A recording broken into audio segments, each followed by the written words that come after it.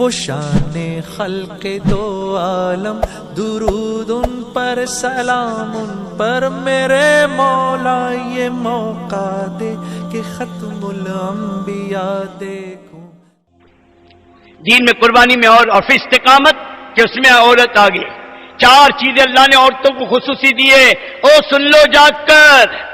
4 چیزیں مردوں کے پاس بھی ہے لیکن بہت کم، عورتوں کے پاس زیادہ ہے۔ بتا دوں؟ ایک بھی نہیں بول رہے۔ ارے ادھر والے بول رہے ہیں، ان کو بتا دوں گا، بعد میں پوچھ لینا کہ ادھر والے بھی بول رہے ہیں۔ ہاں ماشاءاللہ لگے کہ سب سن رہے ہیں۔ 4 چیزیں ہیں۔ سب سے پہلے اللہ نے عورت میں رونے کی صفت رکھی ہے۔ یہ جب چاہے، جس وقت چاہے، جس حال میں چاہے رو سکتی ہے۔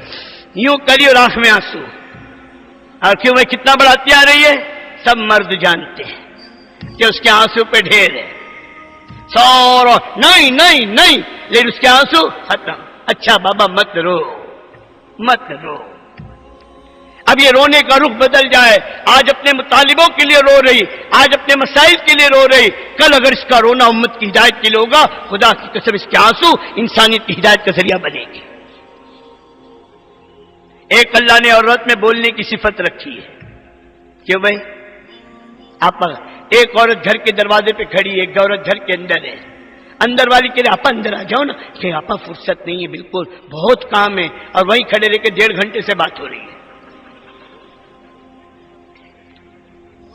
پکی بات ہے نا، یہ دوسرے سمجھتے ہیں نا۔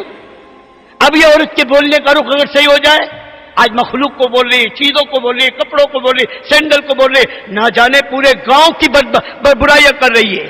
اب اگر اس کے بولنے کا رخ صحیح ہو جائے، اس کا مزاج دعوت کا بن جائے، پھر اس کا بولنا اللہ کی عظمت کا، توحید کا، رسالت کا، آخرت کا، نہ جانے کتنوں کو ہدایت کا ذریعہ اللہ اس کو بنائے گا، اور یہ خود ایمان کے اعتبار سے کتنی ترقی کرے گی۔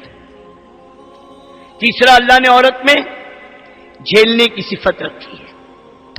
جھیلنا ساری تکلیف، ایک بار نکاح کا بول بول کے کسی کے گھر میں آ گئی، چاہے اپنے گھر میں رانی کی طرح رہی تھی، اب یہاں پہ نوکرانی کی طرح رہ رہی ہے، اس کے لیے جینا آسان ہے، سب جھیل جائے گی۔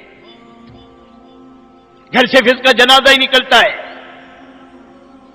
جھیل گئے۔ اب اس کا جھیلنا اللہ کے دین کے لیے ہوگا، ساری تکلیف برداشت کرے گی، پھر اپنے شوہر سے کہے گی، اے میرے شوہر ہم سوکھے ٹکڑے کھا لیں گے، اے میرے شوہر ہم مرغی پال کے انڈے بیچ کے گھر چلا لیں گے، چٹنی روٹی کھائیں گے، کسی کے آگے ہاتھ نہیں پھیلائیں گے، آپ ہماری فکر نہ کرو، آپ اللہ کے دین کا کام کرو۔ پوچھو بیٹی فاطمہ سے، ارے گھر کا فاقہ کیوں ہے؟ یہ نمازیں بھوک سے کیوں بل بلا رہے ہیں؟ کہ میرا علی، میرا شوہر اللہ کے راستے میں ہے، تو اسے روکتی کیوں نہیں؟ کہا مجھے خاتون جنت کا خطاب اسی پر ملا ہے کہ میں نے نہ کبھی اپنے باپ کو روکا اور نہ میں نے کبھی اپنے شوہر کو روکا، اللہ کے دین کے تقاضے سے۔ کہ ہمارا حال کہ جس حال میں زندگی گزر جائے گی، کوئی مطالبہ نہیں، کوئی مطالبہ نہیں۔ اگر عورت کے مزاج دین کا بنے گا، خدا کی قسم اپنے مرد کو عالمی تقاضوں کے لیے تیار کرے گی کہ اب ہماری فکر نہ کرو۔ کتنی عورتیں ہیں جب دعوت میں لگی، اپنے مردوں کو اپنے گلے کے ہاتھ، اپنے ہاتھوں کی بنگڑیاں، ماں باپ کی طرف سے دی ہوئی چیزیں دے کر کہا جاؤ یہ کس دن کے لیے ہے، یہ اللہ کے دین سے بڑھ کر نہیں ہے، اسے اللہ کی راہ میں اسے خرچ، اسے بیچو اور اللہ کی راہ میں جاؤ۔ کتنے مردوں نے ملکوں کا سفر کیا ہے اپنی بیوی کے زیوروں کو بیچ کر۔ جب دین کا ماحول بنے گا نہیں تو اپنی مرد کو ایک دن کے لیے بھیجنے کو تیار نہیں ہوگی۔ کہاں جا رہے ہو؟ اب مرد نے مسجد میں بیان سنا مولوی صاحب کا، 1.5 گھنٹے کی تقریر، اور جوش میں سب نے نام لیا، خود بھی کھڑا، لکھو میرے 4 مہینے۔ اب لکھا تو دیا، اب دل میں دھک دھک دھک دھک دھک دھک دھک دھک دھک۔ اب گھر میں جا رہا ہے، سوچ رہا ہے کیا بولوں، کیسے بولوں، کیسے بولوں۔ اب گھر میں جا کر بہت محبت سے کہتا ہے اپنی مسجد میں جماعت آئی ہے، تو بیوی میں کیا کروں؟ ارے سن تو صحیح، کیا بیان کیا انہوں نے، کیا قربانی کی باتیں کی۔ پھر وہ میں نے کیا تو آپ نے کیا کہ میں نے بھی نام لکھا دیا۔ اچھا، سارے محلے کے تبلیغ والے مر گئے، تم ہی بچ گئے تھے؟ اور پھر اگر اس نے یوں کہا لاؤ میرا برقع، میں چلی ماں کے گھر، یہ لو منے، یہ لو منیوں کی فوج، یہ مرغی، یہ بکریاں، یہ بھینس، سب لے جاؤ، کرو تبلیغ، چلی میں ماں کے گھر۔ ارے بولو نا کیا ہوتا؟ ارے اللہ کی بندی میں جا تھوڑی رہا ہوں یار، میں تو ابھی سے بات کی ہے۔